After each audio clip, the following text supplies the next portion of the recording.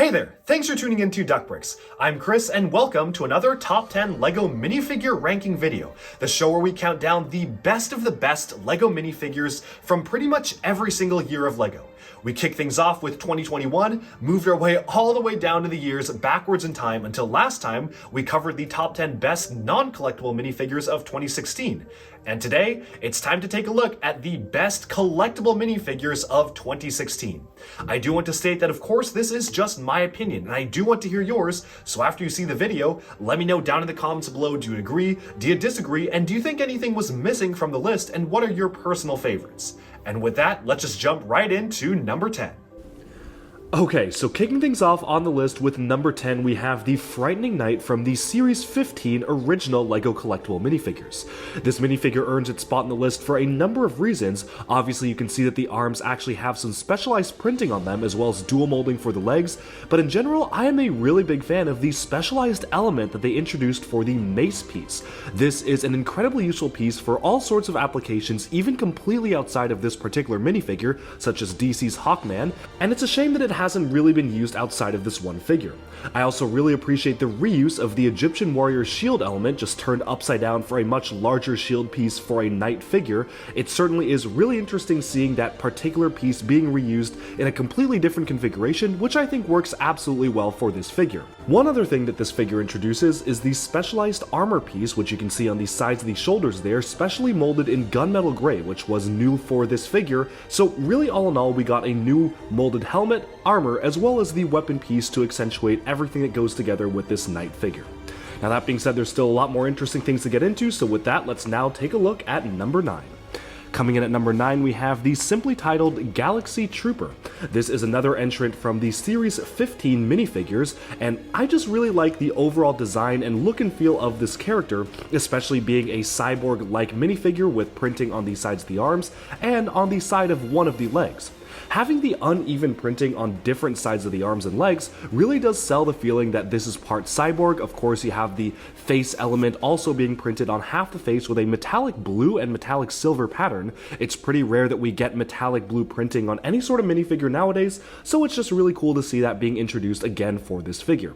Now, unfortunately, this figure does have some cons. After you remove the very well done armor piece, the torso underneath is just plain black. LEGO has been getting a little bit better at giving us a little bit more interesting torsos underneath armor pieces for more modern CMFs, but this was a bit of an era where LEGO was really just kind of doing the bare minimum if they were wearing armor, so if you remove it, it's just plain black.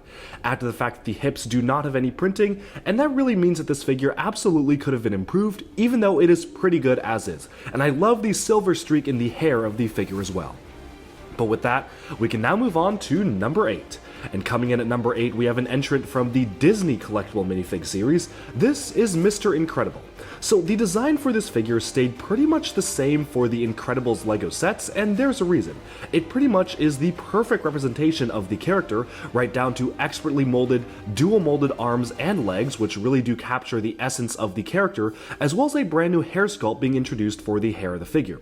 If I had one complaint, it's just that in the LEGO Incredibles video game, they actually introduced a much larger style of almost kind of like a midi size between a big fig and a standard figure. It was very similar to the Axel minifigure from LEGO Nexo Knights, and I really do feel like the specially molded body shape would have been a lot better in terms of representing this very cartoonish character. However, unfortunately, that design stayed exclusive to the video game, and all of the actual official plastic interpretations we got were just this standard look. That to me really is the only major letdown about this figure, and honestly, if the LEGO video game had not have come out, this would not be a complaint. They just simply did it a lot better in the game interpretation. But with that, let's now move on to the next spot on the list at number 7. And this is returning to the original LEGO collectible minifig series. Here we have the Rogue. So what I love about the Rogue is that it introduced a fantastic head sculpt there with the hood slash ninja type mask on it, which was of course reused for Ninjago with the Time Twins, but really does give it a very special look and feel that is very specific to this almost Forestman or Wolfpack type character. In fact, speaking of references to older LEGO Castle themes, you'll notice that he does actually have the Wolfpack logo on his torso. Maybe it would have made sense to maybe have included the Forest Men logo instead of the Wolfpack one, but I think it works just as fine for this figure as well. Of course, the figure introduces dual molded legs as well as a dual molded arm, specifically representing the archery component right there, so I really do appreciate that being included for this figure. And even though the arrows on the back of the quiver as well as the bow itself are pretty much just standard and what you'd expect from other LEGO Castle figures, this figure really stands out with the specialized printing and really just being a well-designed figure in general. I love the way the dark red shawl continues from the top of the torso all the way down to the dual molding of the arm. It's a really clever way to depict a fabric element, even though I do feel like maybe this could have been improved by having an actual fabric component. That being said, I still really appreciate all the way that the colors are blended on the torso itself, from the dark brown leather jacket to the interior of the green spacing. It's just a really great figure overall.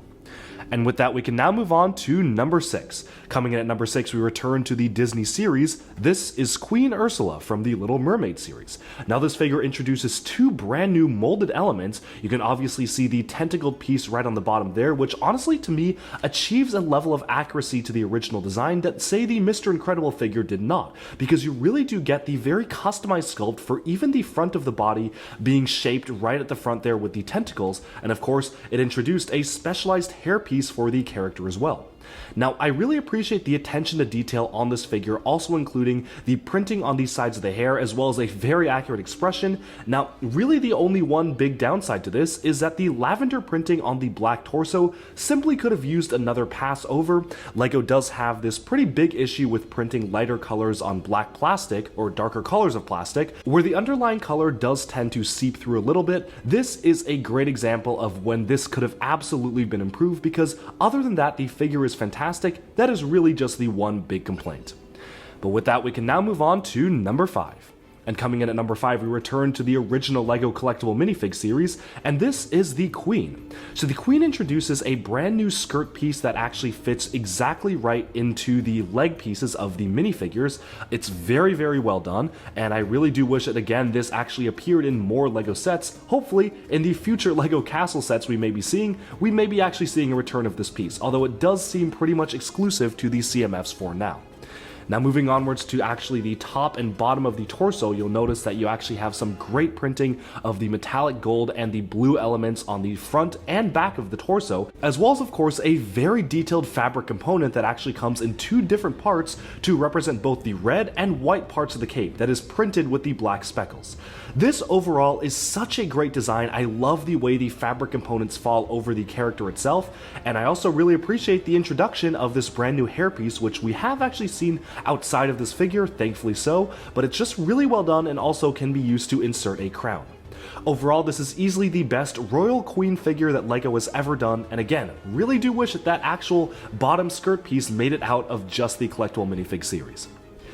From there, though, we can now move on to number 4. And coming in at number 4, we have the standard astronaut. So relatively speaking, the astronaut is probably not the most interesting of figures design-wise, but it absolutely makes up for it by having an insane amount of detail. I absolutely love the way that the arms are actually printed on the sides with the Classic Space logo emblazoned on the side of the arm. The flag with the Classic Space logo is just a really useful piece to get. You can absolutely just pluck it out and take it to use for actual Classic Space applications, and the printing on the sides of the legs actually continues the red stripe from the front. Now, he actually features the Classic Space logo not only on the side of the arm but on the front of the torso, and it really does feel like a more modern version or realistic version of the original Classic Space outfit.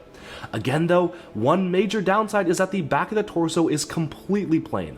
That is a big miss to me, because sure, he does have the air tanks, but you can see a lot of extra white space around the air tanks that I really do feel could have just been improved by just having a little bit of printing. Thankfully, it does seem that LEGO actually decided to change their minds on the cost-cutting measures of this particular era of collectible minifigures. Again, nowadays they don't really have any plain parts on any part of the minifigure, but this is just really unfortunate to see no printing whatsoever.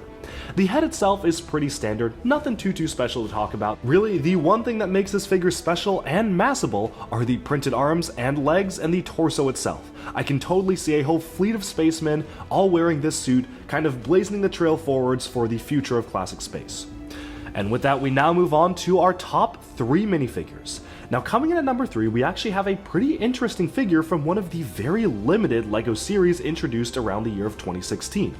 This is a character from the German football series, Bastian Schweinsteiger. This was exclusive to Germany, which is really interesting. LEGO doesn't really do regional exclusives anymore outside of a few rare exceptions, but this was during a time period when they absolutely were, and really the reason why this character is on the list is just because of the incredible amount of detail featured all around the figure itself. As you can see, he features some printing on the sides of the arm for the German flag with some very minute printing for the white text on the red logo there. He also has dual molded arms and some excellent skin color printing around the black legs. Unlike the Ursula figure, which we took a look at earlier in this list, the skin color on the legs is pretty perfect, which honestly shocked me. I was really surprised LEGO was able to do this so well, and it looks really good on the figure. Now, obviously the figure is not the most interesting outside of just these special applications. I do not follow German football too much, so I do not know who exactly this is supposed to be, but I just really appreciate the amount of detail that went into creating a real-life person's face and figure. You can see that this is a very specialized facial print, as well as a really special printing on the side of the arm and legs, which I felt absolutely had to make the list. But from there, we can now move on to number 2. And coming in at number 2, we return to the Disney series of minifigures. This is Buzz Lightyear. So we have gotten multiple minifigure versions of Buzz Lightyear before, namely in the 2011 Toy Story sets, and after this, in the Toy Story 4 sets, but this was the first time they actually tried to introduce it for a standard minifigure head and not a specially molded head. What exactly happened with this figure is that they essentially took the standard molds for the Buzz Lightyear figure and just turned the printing up to 11. While the molds are the same as what we got back then, we have printing on the sides of the arms, which is absolutely essential for this character, printing on the sides of the legs, and you also have some specialized light printing on the sides of the wings as well, which was pretty much absent in the original figure. Now, again, the original molding and sculpt for the character itself was already pretty much perfect, so they didn't really have to change anything outside of that.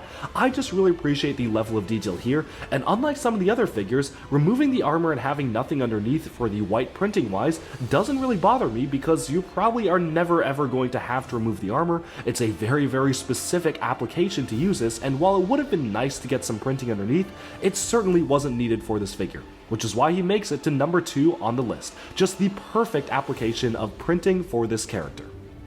But with that, we have now made our way to our number 1 pick for the best collectible minifigure of 2016.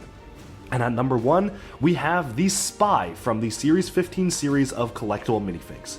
So this is a pretty overt reference to LEGO Alpha Team. I am a major fan of the way the printing all came together, and while this figure may not be as detailed as some of the other characters on this list, it definitely makes up for it with the nostalgia factor that absolutely influenced my decision here. I love the usage of the skydiver backpack as his own backpack on the back there, although again, lament the lack of printing on the back of the figure because again, I really would love to display this without the backpack sometimes, but you can't really do that because the back is just plain black. They really just made it for this one specific use. However, it does kind of make up for it by the inclusion of printing for a side watch, which is really cool to see on the side of the arm there, and I really love the specialized hairpiece that actually accepts visor elements, so you can actually swap out different visors. If you didn't want him wearing the night vision goggles, you could maybe put on a standard visor or maybe a high-tech visor on him. This is just a really useful hairpiece in general. They also reused the Climbing Man's robe from the earlier collectible minifig series, which is really great recolored in black, and while the pistol is very simple, it again does truly feel like classic Alpha Team. So much so that I actually have him displayed right next to the original version of Dash from the early series of Alpha Team all the way back in the early 2000s. And you can see how this figure is literally supposed to be a direct one-to-one translation and upgrade of that classic figure, which I wish collectible minifig series did a lot more. It's just so cool when they do stuff like this. But with that, we have summed up our list of the top 10 best 2016 collectible minifigs. Alright, and with that, we have summed up the top 10 best collectible minifigures of 2016. I hope you enjoyed this video, and of course this is just my opinion, so do let me know in the comments if you agree or disagree. Stay tuned for next time. We'll be moving 1 year back in the past, going to take a look at 2015 at the best CMFs and non-CMFs, and thank you so much for tuning in to Duck Break. Subscribe for even more LEGO news, reviews, discussion, and analyses coming your way very soon, and bye-bye for now.